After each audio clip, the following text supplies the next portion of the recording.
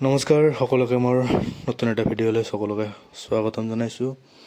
হয়, আপোনালোকে অলৰেডি সকলোৱে যিহেতু 1 তাৰিখৰ পৰা এপ্ৰিলৰ 1 তাৰিখৰ পৰা BTC যিটো গ্ৰেজুৱেট টিচাৰ আৰু পোষ্ট গ্ৰেজুৱেট টিচাৰৰ যিটো ভেৰিফিকেশ্যন সেইটো আৰম্ভ হৈছে আৰু প্ৰতিদিনাই মিনিমাম 500কে কেণ্ডিডেটক মাতিছিল। কিন্তু ইয়াৰে যিসকল পৃথক আছে যে BTC আৰু নন BTCটো ভাগ আছে, ছেপাৰেট কৰা আছে।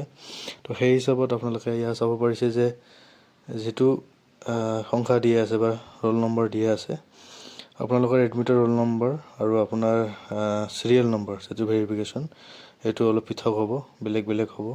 এয়া আপোনালোকে দেখিলে গম পাব যে আপোনাৰ চিৰিয়েল নম্বৰটো আৰু এডমিটৰ ৰোল নম্বৰটো বেলেগ আছে। কাৰণ BTC নন BTC কেণ্ডিডেট ইয়াত সোমাই আছে যিহেতু, তো BTCখিনি চিৰিয়েল নম্বৰখিনি কৰিছে, নাম আছে, নাম হিচাপত আপোনাৰ ৰোল নম্বৰ হিচাপত চিৰিয়েল নম্বৰ হিচাপত আপোনালোকৰ ইয়াত ধুনীয়াকৈ দিয়া আছে। এতিয়া মেইন কথাটো আহোঁ যে আমি দেখা পাইছোঁ যে আৰু বহুতে এইটো কথা বহুতে জনাই আছে বা অলৰেডি সেই বস্তুখিনি হায়াৰ এডুকেশ্যন ডিপাৰ্টমেণ্ট হওক বা শিক্ষা বিভাগক অলৰেডি সেই বস্তুটো অৱগত কৰিছে বা সকলোৱে এই বস্তুখিনিলৈ অলপ চিন্তিত হৈছে যে বহুতে কি কৰিছে, ফলছ নন BTC কেণ্ডিডেট হয় যিসকল BTCৰ ওচৰে পাঁজৰে যিকেইখন জিলা আছে, যেনেকৈ কোকৰাঝাৰৰ ওচৰত ধুবুৰী আছে আপোনাৰ, তাৰপিছত আপোনাৰ চিৰাং ইফালে বঙাইগাঁওখিনি আছে বা গোৱালপাৰা ছাইডত অলপমান, তাৰপিছত এইফালে আপোনাৰ বৰপেটা নলবাৰী হওক, ৰঙিয়া, ইফালে আপোনাৰ বাক্সাৰ, ইফালে আপোনাৰ শোণিতপুৰ, তেজপুৰ বা দৰং, ঠিক তেনেকুৱা ধৰণৰ এইখিনি ওচৰে পাঁজৰে কেণ্ডিডেটখিনি বিশেষকৈ, আৰু তাৰ লগতে সময়তে বেলেগো অলপ কৰিব পাৰে।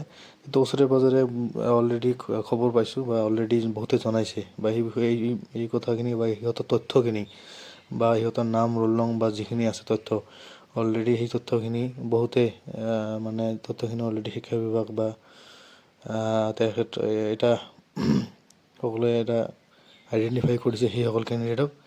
যদি আপোনালোকে তেনেকুৱা কেণ্ডিডেটক দেখে সেইখিনি আইডেণ্টিফাই কৰক আৰু সেইখিনি শিক্ষা বিভাগ বা হায়াৰ এডুকেশ্যনক আপোনালোকে সেই কথাখিনি অৱগত কৰক, মেম'ৰেণ্ডাম দিয়ক। আৰু সেইখিনি কেণ্ডিডেট যাতে ভুৱাকৈ নন BTC কেণ্ডিডেট হোৱাৰ পিছতো BTCৰ যিটো PRC বনাইছে, ভোটাৰ ID, পেন কাৰ্ড, গোটেইখিনি ফল্চকৈ বনাই সিহঁতে BTCত ভেৰিফিকেশ্যন সিহঁতে কৰি আছে। তো সেইখিনি বস্তু আইডেণ্টিফাই হ'ব লাগে আৰু সেইখিনিক উচিত তদন্ত হৈ সেইখিনিক কঠোৰ শাস্তি পাব লাগে আৰু সিহঁতৰ ডকুমেণ্টছ গোটেইখিনি ইনভেলিড কৰি দিব লাগে। কাৰণ সিহঁতে এটা ক্ৰাইম কৰিছে, যিহেতু নন BTC কেণ্ডিডেট হৈ BTCৰ ফল্ছ PRC হওক, ভোটাৰ ID, পেন কাৰ্ড সিহঁতে ডুপ্লিকেট বনাইছে।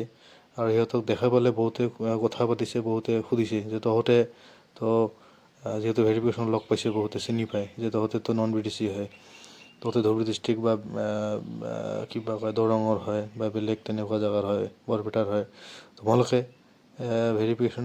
BTC ভেৰিফিকেশ্যন কেনেকৈ আহিলা, BTC ভেৰিফিকেশ্যন তোমাৰ নামটো কেনেকৈ আহিল, কয় মোৰ PRC আছে বা মোৰ আধাৰ কাৰ্ড আছে BTCৰ। তো সিহঁতে কি কৰিছে, এটা ডুপ্লিকেট চক্ৰই এনেকুৱা ধৰণৰ কাম কৰি আছে।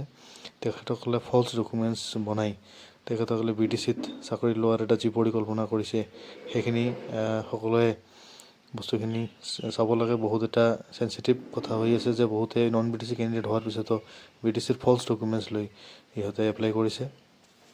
সেইখিনি বস্তু গোটেইখিনি আইডেণ্টিফাই হ'ব আৰু তেখেতসকলৰ ওপৰত কঠোৰ শাস্তি বা তেনেকুৱা ধৰণৰ আইনী ব্যৱস্থা লোৱা হ'ব। এইখিনি বস্তু আমাক অলৰেডি মই খবৰ লৈছোঁ বা খবৰ বহুতে জনাইছে মোক যে এনেকুৱা আৰু সেইখিনি তথ্য শিক্ষা বিভাগ আৰু হয়তো কেইদিন পিছত মিডিয়াতো তেখেতসকলৰ নাম, ৰোল নম্বৰ গোটেইখিনি পাব্লিছ হ'ব 2 এদিনৰ ভিতৰত। তো আপোনালোকে যদি নিজৰ চাৰ্টিফিকেটখিনি ইনভেলিড কৰিব নিবিচাৰে বা আপুনি জেল যাব নিবিচাৰে, তেতিয়াহ'লে ফল্ছকৈ এনেকুৱা ধৰণৰ কাম নকৰিব। কাৰণ শিক্ষক হ'ব ওলাইছে, আপোনালোকে ডুপ্লিকেট চাৰ্টিফিকেটটো ইউজ নকৰিব। আপোনালোকে নিজৰ নন BTC কেণ্ডিডেট যেদিন ভেৰিফিকেশ্যন সেইদিনাই আপুনি আহক, ভেৰিফিকেশ্যন কৰক আৰু চাকৰি এটা লৈ যাওক। কিন্তু এনেকৈ ফল্ছ ডকুমেণ্টছ দি আপুনি চাকৰি লোৱাটো সেইটো বহুত ক্ৰাইম হয় আৰু ইয়াৰ শাস্তি কিন্তু আপুনি পাব এদিন নহয় এদিন। ধৰা পৰিলে নেক্সট ভেৰিফিকেশ্যনত ধৰা পৰিলে আপুনি হয়তো জেল যাব লগা হ'ব পাৰে। যিসকল কেণ্ডিডেট বহুতে আইডেণ্টিফাই কৰিছে অলৰেডি, সেইখন ৰোল নম্বৰ, তথ্য, ডিটেইলছ, এড্ৰেছ গোটেইখিনি দিছে। তো হয়তো এই কেণ্ডিডেটখিনি হয়তো নেক্সট ভেৰিফিকেশ্যন যেতিয়া ডিজিটিভিজিটিত আহে তেখেতসকলে হয়তো এৰেষ্ট হ'ব পাৰে বা জেললৈ যাব লগা হ'ব পাৰে। আৰু ইয়াৰ লগতে দেখা পাইছোঁ যে বহুতো কেণ্ডিডেটে কি কৰিছে, গ্ৰেজুৱেট টিচাৰ অলৰেডি কৰি আছে, সিহঁতে একো কোনো NOC নাই কি নাই, তেখেতসকলে আকৌ জিটিভিজিটিত এপ্লাই কৰিছে।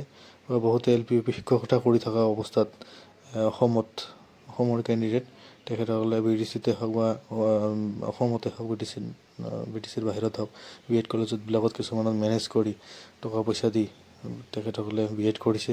কিন্তু তেখেতসকলে LPUP চাকৰি কৰি আছিল আৰু তেখেতসকলৰ কোনো NOC নাই। সেইসকল কেণ্ডিডেটে কিন্তু বিপদত পৰাটো নিশ্চিত, যে তেখেতসকলে কোনো NOC বা কোনো ডেপুটেশ্যন নোলোৱাকৈ তেখেতসকলে B.Ed ডিগ্ৰীখন কৰিছে আৰু সেই হিচাপতে তেখেতসকলে আকৌ আবেদন কৰিছে বা ভেৰিফিকেশ্যন আহি আছে। এই গোটেই তথ্যখিনি কিন্তু অলৰেডি শিক্ষা বিভাগত এই তথ্যখিনি যাব আৰু ইয়াৰ ওপৰত শিক্ষা বিভাগত হয়তো একশ্যন ল'ব আৰু আপোনালোকৰ চাকৰি আৰু জেল যাব লগা হ'ব পাৰে। Thank U.